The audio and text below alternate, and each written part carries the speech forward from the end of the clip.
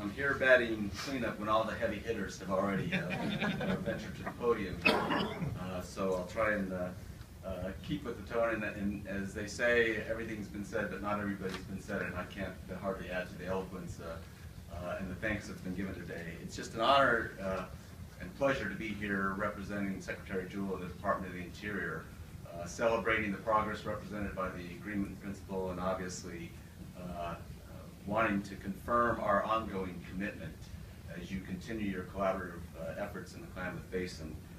And we're going to be here with you at the Department of the Interior to kind of take today's progress and move it towards the finish line. Obviously, I want to add from a federal perspective our thanks to Governor Kitzhaber, Senator Wyden, Senator Merkley for your leadership in bringing folks together for pursuing this goal of expanding the collaborative efforts here in the basin. Chairman Gentry, I know these have been difficult discussions all along for the Klamath tribes, but your leadership, creativity that the tribes brought to the discussions, and obviously everybody in the Klamath Task Force who's put in countless hours and efforts and energy and worked through very difficult problems deserve everybody's thanks and hearty congratulations, obviously. But I do have to take out and once again make special note of a couple of the folks who have really been driving the process. I don't think it's any coincidence that Richard Whitman and John Besdick are sitting there together. I think they're joined at the hip. I don't think they're trying to come apart.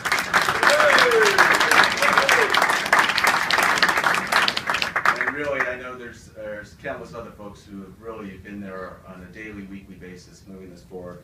And I just have to say, it's well worth the effort, obviously, as we come here today. This whole process started, as Chairman Wyden mentioned, bringing folks together back in June before the Senate Energy and Natural Resources Committee. It was amazing as the audible was called during that hearing that there was that ongoing commitment to try and resolve additional issues that we talked about during the hearing in the midst of the tensions that were ongoing given the priority administration of water rights that was occurring at the time. That was simply amazing and a testament to the leadership in the room. But I gotta say, I've had various different roles here over the last decade plus. I've been a career federal employee running the Indian Water Rights Office at the end of the Clinton administration on the Senate Energy and Natural Resources Committee staff, and now as Commissioner with the Bureau of Reclamation. I spent a lot of time in the Klamath Basin over the last decade. That collaboration, that commitment to problem solving is not a surprise to me. I think that's been the story of the Klamath Basin over the last decade. As you work through difficult issues, obviously, in 2001, 2002, and have moved towards a very different reality. And I think there's just an increasing commitment to end the cycle of crisis going on in this basin. And I think there's a recognition that the water shutoffs, the fishery closures, the fish die-offs, the bird die-offs in the refuges, the impact to tribal cultures, and the impact to just every family in the basin that just simply needs to end. And we're taking a big step forward today towards ending that cycle. And once again, it's a pleasure to be here. The agreement in principle, coupled with the Klamath Basin Restoration Agreement, the Klamath Hydropower Settlement Agreement, I think they've united a whole group of stakeholders here today that I think is the mix of people that we need to have to move those collective set of agreements forward in furthering the interests of all stakeholders in the basin. And obviously, to have a sustainable solution, you've got to have it driven at the local level, and you have to have buy-in from folks at the local level. And I think with these three agreements now in place, we are in a position to do that. And I think it just, once again, as John Besdick is often quoted to me, and I want to quote him, it's a recognition by all this increasing number of parties in the basin that we can't take care of ourselves if we fail to take care of our neighbors.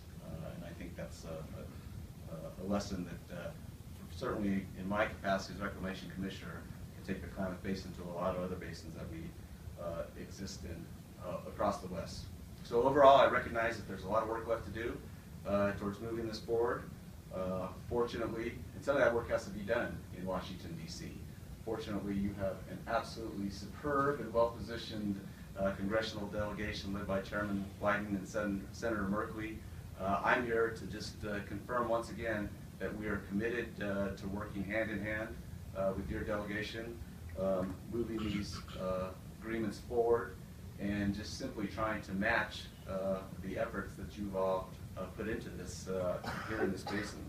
So at the end of the day, our goal is the same as yours. We want to end conflict. We want to increase certainty and reliability for all water users, whether they be in the agricultural sector, whether they be the environmental needs and the improvements in the fishery that we need overall and for all other interests throughout the basin.